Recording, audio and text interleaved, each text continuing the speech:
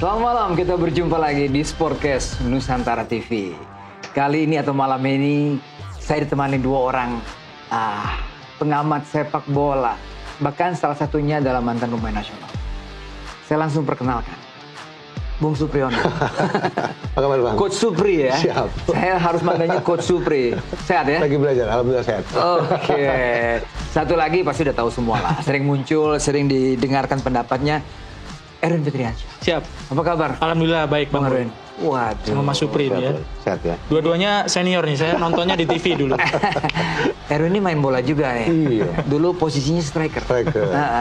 Penetrasinya Penetrasi, bola-bola daerah dulu. Karena badannya dari dulu begini. Iya. Jadi kalau Konsisten ya. kecepatannya kayak Ali Udin lah ya. Iya. Kurniawan dong, Bang. Oh, Kurniawan. Zamannya Supri. Coach Supri dan juga Mas Erwin.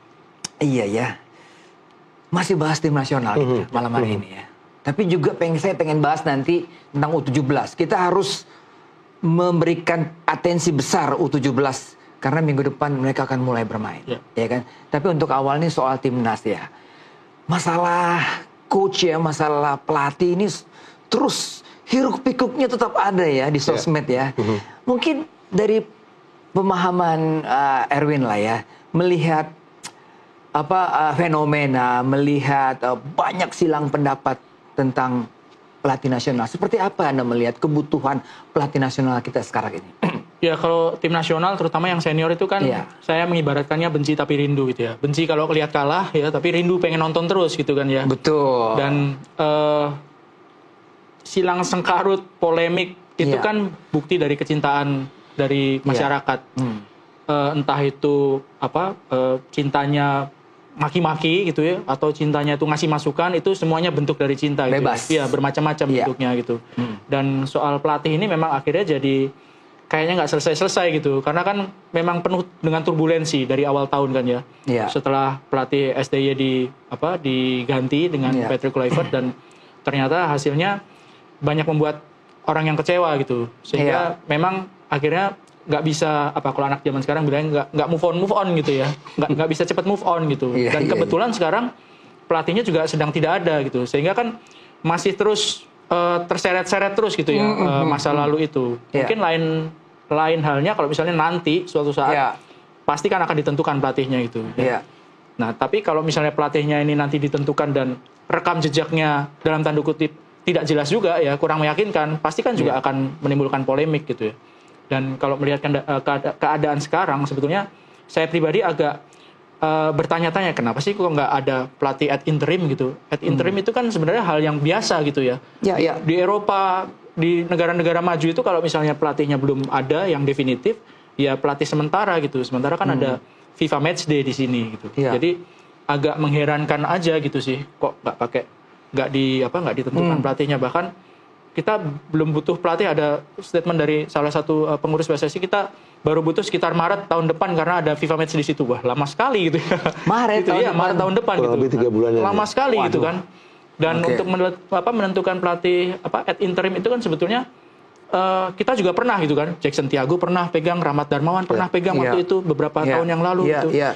Jadi memang agak mengherankan sih, dan akhirnya polemik itu masih terus ada gitu, meskipun sekarang baik STY sudah ditetapkan nggak akan dipakai lagi, Patrick juga nggak akan dipakai lagi gitu, tapi karena belum ada pelatihnya yang definitif sehingga polemik itu masih terus ada gitu, Bang. Betul.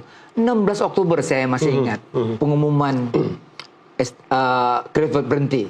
Sekarang udah tinggal 31, berarti udah 2 minggu lebih. Tapi tetap ramai dibicarakan ini ya. Memang sesuatu yang krusial ini ya, Coach Supri. Kalau saya melihat bahwa sepak bola Indonesia itu seksi. Banyak masyarakat kita mencintai sepak bola. Kemudian dengan momentum kemarin itu kan menginginkan ekspektasi masyarakat kita itu kan bisa lolos minimal ke round 5 gitu. Round 5 ya? Iya. Betul. Kan tahapannya gitu. Sebelum kita lolos ke Piala Dunia, round 4, kemudian round 5. Tapi kan dengan pergantian dari Sintayong Patrick Kluivert kan harapan itu pupus, kemudian juga rasa kecewanya luar biasa. Apalagi kalau kita mau flashback kan sempat juga menahan Arab seri, kemudian meraih kemenangan, dan di ujung di partai krusial harus mengalami kekalahan dengan Arab. Artinya pergantian itu sebuah apa ya, bisa dikatakan sebuah kebijakan yang memang tidak bisa menjawab itu semua, menjawab ekspektasi masyarakat Indonesia. Karena dengan pergantian di tengah jalan itu kan sebuah perjudian yang memang mahal gitu. Dan faktanya masyarakat kita tidak bisa menikmati game plan segala macam. Kemudian untuk lolos ke round 5 juga sudah jelas gagal dengan dua kali kekalahan. Artinya perlu dipikirkan matang lagi untuk memilih pelatih yang tepat, karena sepak bola menurut saya selain seksi tadi ada kultur. Bagaimana kultur sepak bola Indonesia. Artinya pelatih yang mengenal kultur sepak bola Indonesia, mengenal bagaimana masyarakat Indonesia. Dan kalau mengingat di 91 ketika kita meraih SEA Games ketika itu emas, ada etos kerja yang dibangun oleh almarhum Anatoly Polusin. Fisik dikedepankan, dan saya pikir pondasi yang dibangun oleh Sintayong ya, saya pikir berhasil ya. Makanya dia dicintai masyarakat Indonesia. Ya, nah yang menarik juga bahwa PSSI mengatakan bahwa sebelum FIFA Match Day baru akan diumumkan, ya kan? FIFA Match Day kan pertengahan November kalau tidak salah. Menurut Mas Erwin gimana? Ternyata pengumumannya adalah FIFA Match Day ini nggak dipakai untuk tim nasional senior gitu kan ya? Iya. Untuk timnas U23 gitu. Iya. Bahkan setelah tanggal 16 setelah Patrick Kluivert itu diumumkan nggak jadi pelatih lagi kan, mungkin kurang lebih 5 hari setelahnya ya, ada momen ketika ketua umum ditanya sama wartawan, jawabannya 2 hari kemudian gitu akan diumumkan gitu. Tapi ternyata nggak ada juga. Saya pikir karena gini sih, Bang Boy, memilih pelatih tim nasional setelah Patrick Kluivert dengan Sintayong itu memang perlu pemikiran yang matang gitu ya. Iya. Perlu pemikiran yang matang supaya tidak mengulangi apa yang dialami oleh tim nasional di kualifikasi Piala Dunia kemarin gitu ya. Dan memilih pelatih tim nasional itu kan sebenarnya diatur dalam statuta.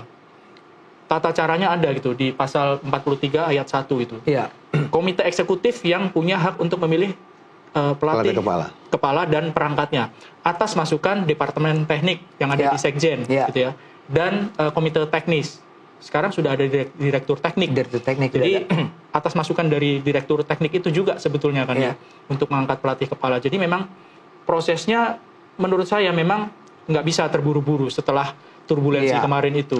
Cuma kalau dibiarkan tanpa nakoda, tanpa ada pelatih at interim ini juga di luar kebiasaan sebetulnya. Karena pelatih at interim ini juga sebenarnya kan juga nggak bertugas terus-terusan gitu ya, hanya ketika FIFA Match Day aja gitu kan ya. Jadi agak aneh sih kalau misalnya nggak ada nahkodanya sampai dengan bulan Maret itu ya, meskipun nggak ada FIFA Match Day-nya gitu. Iya.